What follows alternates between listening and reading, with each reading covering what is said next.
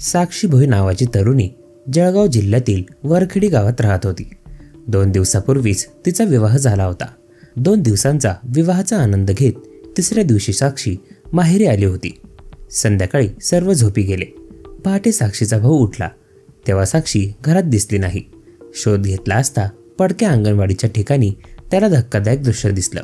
दृश्य पाहून घरातील सर्व लोक पडक्या अंगणवाडीकडे गेले। 2 दिवसापूर्वीच लग्न झालेल्या साक्षीच्या बाबतीत नेमकं काय झालं होतं ते आपण जाणून घेणार आहोत। चला तर मग सुरुवात करूयात।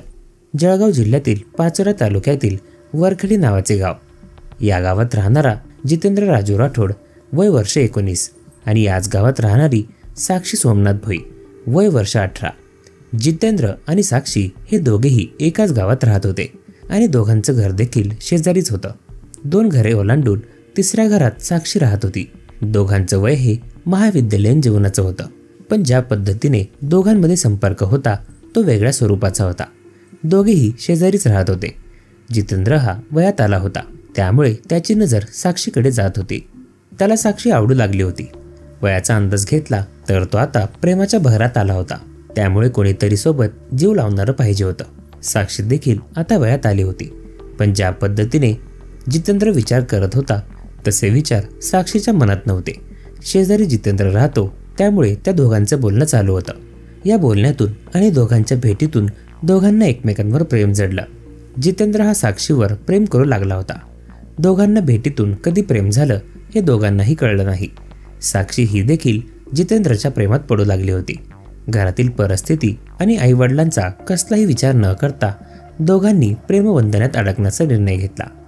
ग्रामीण भाग असल्यामुळे काही जरी विषय झाला तर तो गावभर पसरतो, त्यामुळे साक्षी आणि जितेंद्र हे गावाच्या रस्त्याच्या कडेला असलेल्या पडक्या अंगणवाडीत भेटू लागले। दोघांच्या भेटीचे ते एकमेव ठिकाण झाले होते, कारण त्या ठिकाणी आजूबाजूचं त्यांना कोणी पाहू शकत नव्हतं, त्यामुळे पडकी अंगणवाडी त्यांची भेटण्याची जागा होती। दोघांच्या प्रेमात कोणाचाही अडथळा नव्हता।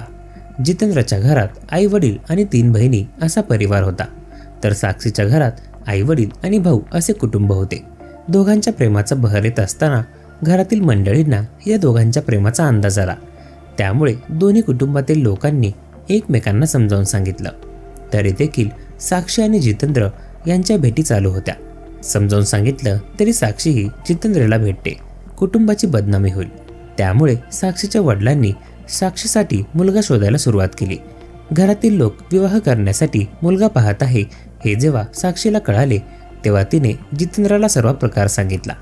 त्यामुळे जितेंद्र आणि साक्षीने लग्न करण्याचा विचार केला, परंतु दोघांच्या लग्नासाठी साक्षीच्या घरच्या लोकांचा विरोध होता, त्यामुळे साक्षीच्या घरच्यांनी ताबडतोब मुलगा पाहिला।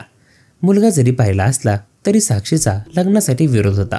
साक्षीचा जितेंद्रवर जीव होता, त्यामुळे लग्न करायचं तर त्याच्याबरोबरच असं साक्षी बोलत होती। साक्षीच्या घरच्यांनी मात्र मुलगा पाहणे चालूच ठेवले।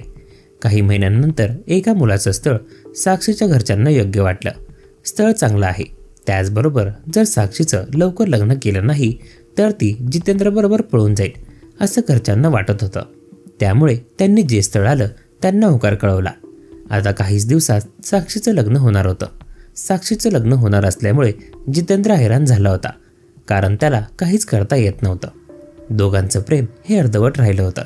साक्षीचा देखील लग्नाला विरोध होता, तरी घरचे लोक बळजबरीने तिचे लग्न लावून देत होते। ज्या दिवशी पहिला मुलगा पाहिला त्याच्या काही दिवसांमध्ये साक्षीचा दुसऱ्या मुलाबरोबर साखरपुडा उरकून घेतला। साक्षीच्या मनात नसलं तरी घरातील लोकांच्या दबावापुढे ती लग्नाला तयार झाली होती। 23 जूनच्या दिवशी साक्षीचा विवाह ठरला होता, त्यामुळे लग्न करणे तिला भाग पडत होते। आई वडिलांनी लग्नाची मोठी तयारी केली। घरातून साक्षी लग्न करून जाणार होती, त्यामुळे जेवढ्या काही वस्तू साक्षीला देता येतील तेवढ्या देण्याची तयारी सुरू झाली होती। गावातील तसेच पाहुणे मंडळींना पत्रिका वाटपाचा कार्यक्रम झाला होता। काही दिवसातच साक्षी विवाह बंधनात अडकणार होती। काहीतरी मार्ग काढता येतोय का याचा प्रयत्न जितेंद्र करत होता। एवढ्या दिवसाचं प्रेम हे दुसऱ्याच्या हातात जाणार होतं। जर आपण काही केलं नाही तर आपल्या घरात बहिणी आहेत, त्यांच्यावर परिणाम होईल, त्यामुळे जितेंद्र शांत होता। तो नुसता सर्व काही पाहत होता। अखेर साक्षीच्या लग्नाचा दिवस उजाडला। 23 जूनचा तो दिवस। साक्षीचे लग्न अतिशय थाटामाटात पार पडत होते। मनात जरी नसले तरी साक्षीच्या चेहऱ्यावर हसू येत होते. साक्षी मंडपात नवऱ्याबरोबर फेरे घेत होती. जितेंद्र हा सर्व काही पाहत होता. साक्षीने जड मनाने विवाह बंधन बांधले. जितेंद्र बरोबर प्रेम केले, पण लग्न करता आले नाही. याचं दुःख साक्षीच्या मनात होतं. लग्नाचा दिवस संपला होता. जे मनातच नव्हतं ते साक्षीने स्वीकारलं होतं, पण जितेंद्र भेटला नाही याची तिला हुरहुर वाटत होती. लग्नाचा पहिला दिवस साक्षीने आनंदात काढला. दुसऱ्या दिवशी साक्षी माहेरी येण्यासाठी घाई करत होती. माहेरी येऊन कधी एकदाच जितेंद्रला भेटते असं तिला झालं होतं.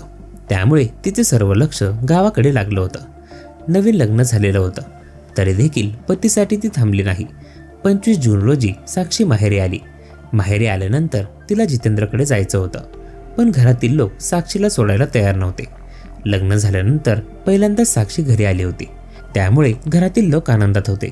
साक्षीचा जो काही भूतकाळ होता तो विसरण्यासाठी घरचे लोक तिला समजावून सांगत होते. जे काही झालं ते तुझ्या चांगल्यासाठी झाले. आता तुला आयुष्यात काही कमी पडणार नाही, त्यामुळे भूतकाळ विसरून जा, असं सांगत असताना साक्षी फक्त मान डोलावत होती, कारण तिच्या मनात जितेंद्रबद्दलचं प्रेम कमी झालं नव्हतं. साक्षी माहेरी येऊन 2 दिवसांचा कालावधी झाला होता. जितेंद्र आणि साक्षी यांची 2 दिवसात भेट झाली.